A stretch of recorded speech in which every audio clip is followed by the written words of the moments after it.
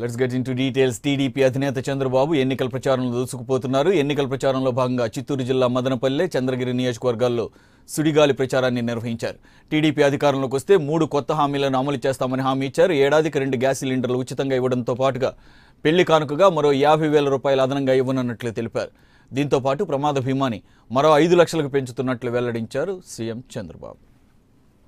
ఈ రోజు ఆడబిడ్డలందరికీ హామీ ఇస్తున్నా, భవిష్యత్తులో 2 గ్యాస్ కనెక్షన్ కూడా 2 పండుగలకు ఉచితంగా ఇస్తానని మా ఆడబిడ్డలందరికీ హామీ ఇస్తున్నా. ఈ అన్న ఇచ్చిన గ్యాస్ తో వంట చేసుకోవాలి పండగ పూట. మీరు